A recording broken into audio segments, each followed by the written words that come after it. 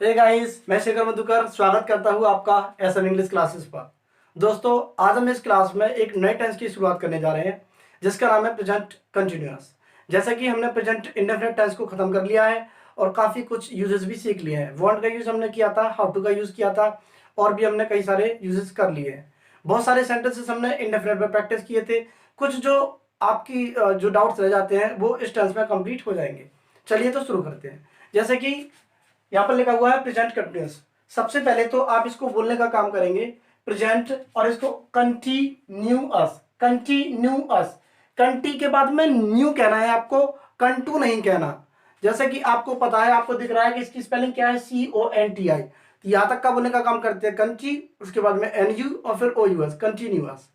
दोस्तों, अगर हम मतलब चर्चा करना चाहे पीछे की, अगर देखना चाहे कि आपने बैकग्राउंड में किस तरीके से प्रेजेंट कंटिन्यूअस को सीखा है, आपके टीचर्स ने या फिर आपने किसी भी किताब से सिर्फ इतना सीखा होगा कि जिन टेंसों के या जिन सेंटेंसों के लास्ट में आपको रहा है, रही है, रहे है, कुछ ऐसे शब्द दिखने को मिलते हैं, वही सेंटेंस प्रेजेंट कंटिन्यूअस कहलाता है। ये नॉलेज तो आपकी ठीक है, लेकिन दोस्तों ये आपकी इनकम्प्लीट नॉलेज हुई। चलिए इसको बिल्कुल बारीकी से सीखने का काम करते हैं। एक्चुअल में प्रेजेंट कंटिन्यूअस क्या होता है समझते हैं। प्रेजेंट कंटिन्यूअस की अगर बात करें तो प्रेजेंट कंटिन्यूअस एक ऐसा एक्शन होता है, जैसे मैंने यहां पर एक्सप्लेन कर दिया है, it shows the middle part of the action. यानी कि प्रेजेंट कंटिन्यूअस की सबसे पहली पहचान क्या है दोस्तों, इट शोज द मिडिल यानी कि बीच के पार्ट को ऑफ द एक्शन। कोई भी एक्शन हुआ उसके मिडिल पार्ट को दिखाता है। जैसे मैं एक सेंटेंस बोलना चाहूं, वह चाय पी रहा है, ये एक ऐसा एक्शन है जिसमें सिर्फ हम मिडिल पार्ट को देख पाते हैं। वह चाय पी रहा है, ना तो हमें यह पता कि ये एक्शन कब शुरू हुआ और ना ही हमें यह पता कि कब खत्म होगा। तो इसलिए ये एक्शन कैसा हुआ, मिडिल पार्ट हुआ, बीच वाला एक्शन होता है। एक और इंफॉर्मेशन आपके लिए लिखी है, it is an incomplete action.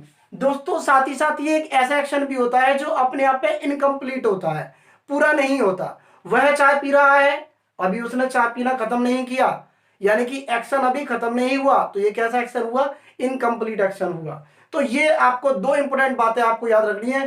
पहला कि प्रेजेंट कंटिन्यूअस कैसा टेंस होता है, ये एक ऐसा सेंटेंस होता है जो हमें बताता है मिडिल पार्ट को, किसी भी एक्शन के मिडिल पार्ट को। दूसरी चीज, ये हमें बताता है इनकम्प्लीट एक्शन, ऐसा एक्शन जो इनकम्प्लीट है। आगे चलते हैं दोस्तों। अब प्रेजेंट कंटिन्यूअस में किस तरीके के सेंटेंस आ सकते हैं। सबसे पहला, प्रेजेंट कंटिन्यूअस को हम यूज करते हैं टू मेंशन। मेंशन का मतलब जिक्र करना, एक ऐसे एक्शन को मेंशन करने के लिए। देखिए यहां पर क्या लगा हुआ है, action happening at the point of speaking. यानी प्रेजेंट कंटिन्यूअस में एक ऐसा एक्शन आता है जो आपके बोलते समय ही घटित हो रहा है। मैंने एक एग्जांपल आपके लिए लिखा है, मैं इंग्लिश पढ़ा रहा हूं। यानी कि अगर हम समझने की कोशिश करें, ये एक लाइव एक्शन होता है। कैसा एक्शन होता है दोस्तों, लाइव एक्शन। मैं आपके सामने अभी बोल रहा हूं और अभी पढ़ा रहा हूं, तो मैं इंग्लिश पढ़ा रहा हूं, आपके सामने ही पढ़ा रहा हूं, और ऐसा ही मैंने लिख दिया है एक्शन हैपनिंग। हैपन माने हो रहा, action happening at the point of speaking, यानी कि बोलते वक्त ही एक्शन घटित हो रहा है आपके सामने। यही है असली पहचान प्रेजेंट कंटिन्यूअस की। सिर्फ रहा रही दोस्तों काम नहीं करेगा। आइए एक बात और समझते हैं। या प्रेजेंट कंटिन्यूअस में कुछ सेंटेंस हमें ऐसे भी देखने को मिलते हैं, action happening in the background. यानी कि कभी कभी क्या होता है दोस्तों, एक्शन कभी कभी हमारे सामने नहीं हो रहा होता, वो एक्शन बैकग्राउंड में हो रहा होता है, हम उसको देख नहीं पाते। जैसे कि वह एमए कर रहा है, क्या वो इस समय एमए कर रहा है? नहीं दोस्तों, एमए वो इस समय नहीं कर रहा। हो सकता है वो कुछ और काम कर रहा हो, लेकिन बैकग्राउंड में वो इस काम को कर रहा है। यानी कि ये भी एक्शन हमें कंटिन्यूटी की बात कर रहा है, कंटिन्यूअस सेंटेंस ये भी हुआ। चलिए अगली बात को समझते हैं। कभी कभी हम मेंशन करते हैं प्रेजेंट कंटिन्यूअस में pre planned action. Pre planned मतलब पहले से प्लान्ड, पहले से planned action for near future, आपके करीब होने वाले, जो फ्यूचर में होने वाले एक्शन जो होने जाएंगे, हम कभी कभी उनकी भी बात करते हैं प्रेजेंट कंटिन्यूअस सेंटेंसेस में। जैसे आप एग्जांपल से समझिए, वह कल जयपुर जा रहा है, यानी कि हम बोल रहे हैं इस बात को आज ही, लेकिन क्या कब कह रहे हैं, फ्यूचर के लिए कह रहे हैं दोस्तों। तो वह कल जयपुर जा रहा है, प्रेजेंट कंटिन्यूअस में कह रहे हैं, लेकिन एक्शन कब का है, फ्यूचर का। तो प्री प्लान फ्यूचर के लिए भी हम इस बात को कह देते हैं। तो ये पूरा हुआ हमारा प्रेजेंट कंटिन्यूअस की डेफिनेशन। दोस्तों इस इंफॉर्मेशन को लिखिए, काफी इंपॉर्टेंट इंफॉर्मेशन है बाकी की बात करेंगे कुछ एग्जांपल्स के साथ। दोस्तों लिख लीजिए।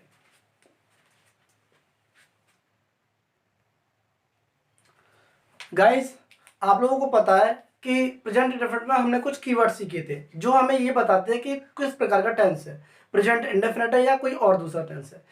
आप क्योंकि हम प्रेजेंट कंटिन्यूअस सीख रहे हैं तो इसके भी कुछ कीवर्ड्स हैं, आइए जरा उनको सीख लेते हैं। जैसे कि पहला अगर हम कीवर्ड की बात करें तो वो हमारा now, right now, at this time. Next हमारा एट द मोमेंट, इस समय। At this point of time यानी कि पॉइंट के इस समय। एट प्रेजेंट यानी कि अभी, at the present time, presently, currently, now days, these days. ये कुछ इंपॉर्टेंट कीवर्ड्स है जो आपको ये बताएंगे कि ये सेंटेंस जो बनेगा वो प्रेजेंट कंटिन्यूअस में बनेगा, क्योंकि कुछ कीवर्ड्स ही हमारी मदद करते हैं टेंस को पहचानने में। इन सभी कीवर्ड्स का मतलब सिर्फ वर्तमान से ही संबंधित है, यानी कि अब या इस समय, सिर्फ इनका ये मतलब है और कुछ मतलब नहीं है। चलिए आगे चलते हैं। जैसे कि आपको पता है हर टेंस में एक हेल्पिंग वर्ब होती है। हमने जब प्रेजेंट परफेक्ट टेंस किया था तो हमने उसमें दो हेल्पिंग वर्ब्स का इस्तेमाल किया था, एक डू का और एक डज का। या तो हम यूज करते थे डू नॉट या यूज करते थे डज नॉट। इसी प्रकार प्रेजेंट जो कंटिन्यूअस की बात कर रहे हैं हम, कंटिन्यूअस टेंस में भी कुछ हेल्पिंग वर्ब्स हैं। पहली हेल्पिंग वर्ब जो है हमारी वो है इज। दोस्तों इज का यूज करते हैं हम सिंगुलर सब्जेक्ट के साथ में। सिंगुलर सब्जेक्ट की अगर हम बात करें तो हो जाते हैं हमारे जैसे ही हुआ, या फिर शी, या फिर किसी का नेम, या फिर एक सब्जेक्ट और होता है दोस्तों इट। नेक्स्ट हमारी जो हेल्पिंग वर्ब है वो है एम। एम का सिर्फ यूज होता है आई के साथ। एम एक ऐसे ही हेल्पिंग वर्ब है जो हमेशा सिर्फ आई के साथ में यूज की जाती है कंटिन्यूअस टेंस में। अगर हम बात करते हैं आर की तो ये यूज किया जाता है प्लूरल सब्जेक्ट के साथ में। प्लूरल सब्जेक्ट कौन कौन से हुए, जैसे वी, आपके सामने यू, दे, या फिर एक से ज्यादा अधिक नाम आपके सामने आते थे तब।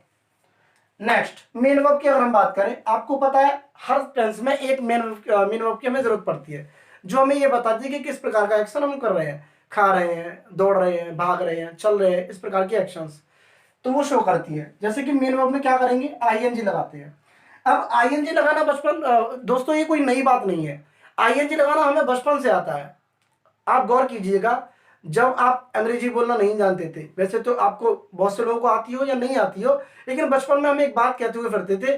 जैसे कि आपको अगर कोई सेंटेंस बोलना होता था तो आप कहते थे आई एम साइकिल चलाविंग, आई एम खाना खाविंग। भले ही ये बात मजाक में है लेकिन आपको आईएनजी की समझ तब भी थी। तो ये बात हमें साबित करती है कि हमें क्या करना है, प्रेजेंट कंटिन्यूअस में आईएनजी लगानी है। प्ले और प्लेइंग, प्ले में अगर हमने आई लगा दिया, आईएनजी लगा दिया तो बन जाता है प्लेइंग। अब बात करते हैं इसके स्ट्रक्चर की कि टेंस बनेगा किस प्रकार से। तो जैसा कि आपको पता है दोस्तों, सबसे पहले हम लगाते हैं किसी भी टेंस को बनाने के लिए सब्जेक्ट। अब इज एम आर तीन हेल्पिंग वर्ब्स हैं, सब्जेक्ट के अकॉर्डिंग आप इसमें से चूज करोगे। उसके बाद में वर्ब में आईएनजी लगाएंगे, फिर हम लिख देंगे ऑब्जेक्ट। ये है प्रेजेंट कंटिन्यूअस की टेंस को समझने का तरीका। लिख लीजिए इस इंफॉर्मेशन को। चलते हैं कुछ एग्जांपल्स के साथ में आगे। तो गाइस चलते आगे और सीखते हैं कुछ सेंटेंसेस। इसके आधार पे मैं आपके लिए एक सेंटेंस लिखना चाहूंगा। जैसे मैंने कहा वह चाय पी रहा है। अब हमने ये तो पता कर लिया कि ये एक्शन हमें क्या बताता है, कंटिन्यूटी बताता है, ये मिडल ऑफ द एक्शन बताता है और ये इनकम्प्लीट एक्शन है। लेकिन सेंटेंस बनाएंगे किस तरीके से ये सीखते हैं। जैसे कि आपको पता है हर सेंटेंस की शुरुआत सब्जेक्ट से होती है। हमारा सब्जेक्ट हुआ ही, तो लिखेंगे सबसे पहले सब्जेक्ट। स्ट्रक्चर मैंने नीचे बता दी थी। वह चाय पी रहा है, सबसे पहले लिखेंगे हम ही। अब एक हेल्पिंग वर्ब हमें लगानी है, ही हमारा होता है सिंगुलर सब्जेक्ट, हमने लगाया उसके लिए इज। ही इज पीने के लिए, यार कि ये हमारी वर्ब है। मेन वर्ब क्या है, पीना। आप लगा देंगे उसमें ड्रिंक, और एक काम और करेंगे, आप लगाएंगे आईएनजी। तो ही इज ड्रिंकिंग, क्या पी रहा है, ये ऑब्जेक्ट है हमारा, तो ही इज ड्रिंकिंग और हम लगाएंगे T. He is drinking tea, वह चाय पी रहा है। तो इस तरीके से सेंटेंसेस हमें बनाने हैं, कोई दिक्कत नहीं है, बहुत सारे सेंटेंस हम करने वाले हैं। ठीक है दोस्तों, लिखते हैं अगला सेंटेंस। यदि मैं कहना चाहूं कि वह क्रिकेट खेल रहा है, वह क्रिकेट खेल रहा है, वह क्रिकेट खेल रहा है। अब हम बार बार पे हिंदी नहीं लिखेंगे, डायरेक्ट सेंटेंस बनाने की कोशिश करेंगे। वह क्रिकेट खेल रहा है तो हम कहेंगे ही इज प्लेइंग क्रिकेट। शाबाश, बोलते चले दोस्तों, क्योंकि जब आप बोलते हो तो आपके वो सेंटेंस जो डीएनए में जाता है, आपके टंग पे आ जाता है वो बोलने में। ही इज प्लेइंग क्रिकेट, वह क्रिकेट खेल रहा है। नेक्स्ट सेंटेंस अगर हम लिखना चाहें, मैं मैं इंग्लिश सिखा रहा हूँ, या फिर मैं ये कहूँ मैं इंग्लिश पढ़ा रहा हूँ, तो आप कैसे कहेंगे? हमारा सब्जेक्ट बदल गया है आई, और आई के साथ हमने समझने की कोशिश की थी, हेल्पिंग लगाते हैं एम। आई एम, सिखाना या पढ़ाना दोस्तों एक ही वर्ब होती है टीच, और टीच में क्या करेंगे आप? आई लगाएंगे।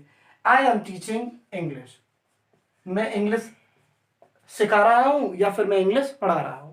नेक्स्ट सेंटेंस और ले लेते हैं। यदि मैं कहूं कि हम इंग्लिश सीख रहे हैं, हम इंग्लिश सीख रहे हैं, तो आप कैसे कहेंगे? सब्जेक्ट हमारा आया इस बार वी, और इसके लिए हेल्पिंग लगाएंगे हाँ, तो वी आर लर्निंग, सीखने के लिए लगाते हैं लर्न, वी आर लर्निंग, और आप कहेंगे English, we are learning English. एक सेंटेंस और ले लेते हैं कि वह बाजार जा रहा है, वह बाजार जा रहा है, कैसे करेंगे दोस्तों? सबसे पहले सब्जेक्ट ही, उसके लिए singular helping of is, he is, go में लगा देंगे हम ING, he is going, to का यूज हम करते हैं गो के बाद में, ये आपको पता है, ही इज गोइंग टू, और यहां पर हम लिखेंगे market, he is going to market, वह बाजार जा रहा है। चलिए फ्रेंड्स लिख लीजिए सेंटेंसेस को, चलते हैं आगे। चलिए गाइस, एक सेंटेंस मैं आपके लिए बोलता हूं कि वह इस समय बैठा है, कैसे करेंगे? वह इस समय बैठा है, बना की कोशिश कीजिए, वह इस समय बैठा है, या वह इस समय बैठा हुआ है, ऐसे भी कह सकते हैं। कुछ लोगों को कंफ्यूजन हो रहा है कि आ रही नहीं आ रही। दोस्तों मैं इस वीडियो की स्टार्टिंग में आपको बता चुका हूं कि हर सेंटेंस जरूरी नहीं है कि आ रही पे खत्म हो, हमें ये पहचानना है कि क्या वो एक्शन कंटिन्यू है, क्या वो एक्शन हमारे बोलते वक्त हो रहा है, या कोई ऐसा एक्शन जो बैकग्राउंड में चल रहा हो। वह बैठा हुआ है, ये लाइव एक्शन है, वह बैठा हुआ है, तो करते हैं ही इज, और बैठने की लगाएंगे एस आई टी सिट, और इसमें लगा देंगे आई एन जी, और ये डबल टी हमें करनी पड़ेगी, S I double T, he sitting, वह बैठा हुआ है। अच्छा ये डबल लेटर्स किस तरीके से हो जाते हैं, जरा इस चीज को समझने की कोशिश करिए दोस्तों। जैसे मैं आपके सामने कुछ लिखूं वर्ड्स, कट, मैंने एक वर्ड और लिखा पुट, एक और लिखा आपके सामने स्विम, तो इस तरीके के कुछ वर्ड्स है। अब होता क्या है, हमें पीछे से देखना है, ये हमारा हुआ कॉन्सोनेंट, उससे पहले वॉवल और फिर consonant, consonant vowel consonant, consonant vowel consonant, यानी कि पीछे से चलते हुए आना है। कॉन्सोनेंट यानी कि C, consonant vowel consonant, consonant vowel consonant. जब इस तरीके से आप देखोगे तो आपको क्या करना है, जब ये रूल फॉलो होता है तो ये डबल, जो लास्ट वाला कॉन्सोनेंट है हम उसको डबल कर देते हैं आईएनजी लगाते वक्त। तो यहाँ पर टी डबल हो जाएगा कटिंग, यहाँ पर टी डबल पुटिंग, और यहाँ पर एम डबल स्विमिंग। एक और वर्ड लेना चाहूं जैसे रन, कॉन्सोनेंट वोवल कॉन्सोनेंट, आप इसको करेंगे R U double M I N G, तो इस तरीके से ये लास्ट का लेटर डबल हो जाता है। चलिए इसको लिख लीजिएगा, काफी इंपोर्टेंट इंफॉर्मेशन है। ही सिटिंग, हुआ बैठा हुआ है। यदि मैं कहूं कि मैं खड़ा हुआ हूं, आप देख सकते हो मैं खड़े होकर पढ़ा रहा हूं आपको, मैं खड़ा हुआ हूं, कैसे कहेंगे? आप कहेंगे I am STAND I am standing, मैं खड़ा हुआ हूं। ये भी एक्शन लाइव एक्शन है, कंटिन्यूअस एक्शन है। मैं खड़ा हुआ हूं, ये अभी भी आपके सामने खड़ा हुआ हूं, आई एम स्टैंडिंग में खड़ा हुआ हूं। वह लेटा हुआ है, वह लेटा हुआ है, ही इज, लाई मिस होता है लेटना, ही इज लाई। वैसे लाई की स्पेलिंग होती है LIE, लाई मिस लेटना। करते क्या है दोस्तों, जब भी आपको इसमें आईएनजी लगानी है तो आप कुछ ये लेटर्स देख रहे हो IE, इस आई, इन जो लेटर्स हमारे लास्ट के हैं IE, इनको क्या करते हैं वाई में एक्सचेंज कर देते, चेंज कर देते, तो हो जाता है LYING लाइन। एक वर्ड और लिख देता हूं आपके सामने, जैसे TIE टाई, टाइम होता है बांधना, तो क्या करेंगे TYING टाइम। एक वर्ड और लिख देता हूं, जैसे एक वर्ड आपने देखा होगा डाई, डाई मिस होता है मरना, तो डी और आई को हमने किस में चेंज किया, वाई में। ऐसा हम तब करते हैं जब हमें आईएनजी का यूज करना हो। दोस्तों लिख लीजिए इसको, चलते हैं आगे। चलिए गाइस आगे चलते हैं। मैंने आपके सामने एक प्यारा सा फ्रेजल वर्ब लिखा है वेट फॉर। वेट फॉर का मतलब होता है इंतजार करना। अब आगे के सेंटेंसेस जो हम सीखेंगे वो इसके आधार पे होंगे। वेट फॉर का मतलब होता है दोस्तों इंतजार करना। फॉर होता है किसी पर्सन के लिए, यानी यदि मैं कहूं कि मैं तुम्हारा इंतजार कर रहा हूं, मैं तुम्हारा इंतजार कर रहा हूं, तो आप सबसे पहले लगाएंगे आई, क्योंकि आई हमारा सब्जेक्ट है, और इसके लिए लगाएंगे helping of M, I M.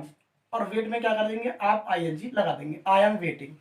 यदि सिर्फ मैं इतना कहना चाहूं कि मैं इंतजार कर रहा हूं तो सिर्फ हम इतना कहेंगे आई एम वेटिंग, हम फॉर का इस्तेमाल नहीं करेंगे। हम फॉर का तभी इस्तेमाल करेंगे जब आप उसके बाद में ये बताना चाह रहे हो कि आप इंतजार किसके लिए कर रहे हो। यानी कि कहूं तो अंग्रेजी भाषा में अगर समझने की कोशिश करें, जब आप ऑब्जेक्ट लगा रहे हो, क्या लगा रहे हो दोस्तों, ऑब्जेक्ट जब आप लगा रहे हो तभी हम फॉर प्रपोजिशन का यूज करेंगे। आई एम वेटिंग, मैं इंतजार कर रहा हूं, मैं तुम्हारे लिए इंतजार कर रहा हूं, I am waiting, I am waiting. अब क्योंकि मैंने कहा तुम्हारे लिए, हम एक ऑब्जेक्ट लेके चल रहे हैं यू, इसी ऑब्जेक्ट के होने की वजह से हमने एक प्रपोजिशन की जरूरत पड़ी for. I am waiting for you, मैं तुम्हारा इंतजार कर रहा हूं। उम्मीद करता हूं आपको ये समझ में आया होगा। चलते आगे, यदि मैं कहूं वह मेरा इंतजार कर रही है तो हम कहेंगे she is waiting, she is waiting for me, she is waiting for मी। तो दोस्तों आपको इन चीजों से क्या होगा, छोटी छोटी चीजों से क्लैरिटी आएगी। जी हाँ दोस्तों, क्लैरिटी आएगी, क्लियरिटी नहीं आएगी। इस शब्द को आप जान लेगा दोस्तों, हम इसको बोलने का काम करते हैं क्लैरिटी। फिर से बोलो clarity, CLARITY, clarity, clarity, clarity. कुछ लोग बोलने का काम करते हैं इसको क्लियरिटी, वो क्लियर से बनाने की कोशिश करते हैं। फ्रेंड्स मैं आपको बता दूं ये बिल्कुल गलत होता है, आप ऐसी कोशिश ना करें। क्लैरिटी, शाबाश। शी इज वेटिंग फॉर मी, तो क्लैरिटी आ गई आपकी इन चीजों सीखने की वजह से। नेक्स्ट सेंटेंस लेते हैं, शी इज वेटिंग फॉर मी, वह मेरा इंतजार कर रही है। मेरी माँ मेरा इंतजार कर रही है। दोस्तों हम कहना चाहें मेरी माँ मेरा इंतजार कर रही है, तो माई मदर, शाबाश, माई मदर इज, अब माँ तो सिंगुलर ही होती है, सिंगुलर सब्जेक्ट है। माई mother is waiting for me, my mother is waiting for मी, मेरी माँ मेरा इंतजार कर रही है। ठीक है दोस्तों, एक सेंटेंस और लेते हैं। यदि मैं कहूं कोई मेरा इंतजार कर रहा है, दोस्तों मैंने क्या कहा, कोई मेरा इंतजार कर रहा है। अब मैं उसका नाम नहीं बताना चाह रहा, आपको मैंने कुछ प्रोनाउंस कराए थे, समवन, नो वन, एनीवन, और ये बात हमने समझने की कोशिश की थी कि जब कभी भी आपको पॉजिटिव सेंटेंस मिलता है तो आप सम वर्ड का यूज करते हैं, क्योंकि हम बात कर रहे हैं पर्सन की, कोई प्लेस तो हमारा वेट करेगा नहीं, थिंग्स हमारा वेट कर नहीं सकती, इसलिए हम लगाएंगे यहाँ पर समवन। कोई मेरा इंतजार कर रहा है तो हम कहेंगे समवन, और समवन मैंने बताया था ये सिंगुलर सब्जेक्ट होता है। Someone is waiting, someone is waiting for मी, कोई मेरा इंतजार कर रहा है। फ्रेंड्स लिख लीजिए, चलते हैं आगे। चलिए गाइस कुछ और सेंटेंसेस की प्रैक्टिस कर लेते हैं हम। मैं आपके सामने एक सेंटेंस फिर से बोलता हूं कि मेरी माँ मेरा इंतजार कर रही है घर पर। कैसे कहेंगे फ्रेंड्स, मेरी माँ मेरा घर पर इंतजार कर रही है। सबसे पहले सब्जेक्ट लगाएंगे, माई मदर इज, ये हमारा सब्जेक्ट हुआ, हेल्पिंग वर्ब हमने लगाई, माई मदर इज, और इसमें हमने काम किया आईएनजी लगाने का। My mother is waiting for me, my mother is wait के बाद में हमेशा फॉर लिखेंगे आप, my mother is waiting for me, घर पर तो आप कहेंगे एट होम। नेक्स्ट सेंटेंस अगर मैं कहना चाहूं, कोई तुम्हारा घर पर इंतजार कर रहा है, कोई तुम्हारा घर पर इंतजार कर रहा है, पर्सन की बात कर रहे हैं, तो आप लिखेंगे someone is waiting for you at home. हम ऐसे भी कह सकते हैं कि मैं किसी का इंतजार कर रहा हूं, मैं किसी का इंतजार कर रहा हूं, सब्जेक्ट हमने चेंज किया, तो आप करेंगे आई एम वेटिंग फॉर, और यहां पर लिखेंगे someone, I am waiting for someone, शाबाश। नेक्स्ट सेंटेंस अगर मैं कहना चाहूं कि कोई तुम्हें बुला रहा है, कोई तुम्हें बुला रहा है, आप कैसे करेंगे फ्रेंड्स, आप कहेंगे समवन, क्योंकि इस बार हमारा सब्जेक्ट समवन बना, someone singular subject, someone is बुलाने के लिए लगाएंगे हम call, someone is calling you, someone is calling you, कोई तुम्हें बुला रहा है, कोई तुम्हें आवाज लगा रहा है। दोस्तों दो चीजें होती हैं, एक तो बुलाना, यानी कि किसी व्यक्ति ने कहा कि उसको बुला लाओ, तो मतलब उसने बुलाया, उसने खुद आवाज नहीं लगाई। अब मैं कह रहा हूं कि कोई तुम्हें आवाज लगा रहा है, आपने सुना होगा बस्ती में वो काले, इस तरीके से मतलब कोई भी जैसे बोल सकता है, हंसिए मत, यानी कि कोई भी नाम लेकर के आपको बुला सकता है, यानी कि आवाज लगा सकता है। तो आप कहेंगे समवन इज कॉलिंग आउट, तो आवाज लगाना होता है call out. Someone is calling out to you. ठीक है friends, someone is calling out to you, कोई तुम्हें आवाज लगा रहा है। नेक्स्ट सेंटेंस, कोई वहां पर रो रहा है, रोने की आवाज आ रही है, तो आप कैसे करें, यार कोई वहां पर रो रहा है, कैसे कहेंगे, कोई वहां पर रो रहा है। समवन इज, रोने के लिए आते हैं दोस्तों, क्राइंग, समवन इज क्राइंग वहां, तो हम कहेंगे there. Someone is crying there, कोई वहां रो रहा है, कोई वहां हंस रहा है, कोई वहां पर हंस रहा है, कैसे कहेंगे फ्रेंड्स, आप कहेंगे समवन इज, अब हंसने के लिए लगाते हैं लाफ, LAUGH, उसमें लगा देंगे हम ING। Someone is laughing there. दोस्तों आज को मैं वीडियो को यहीं पे खत्म करता हूं और उम्मीद करता हूं कि आपको आज का ये क्लास पसंद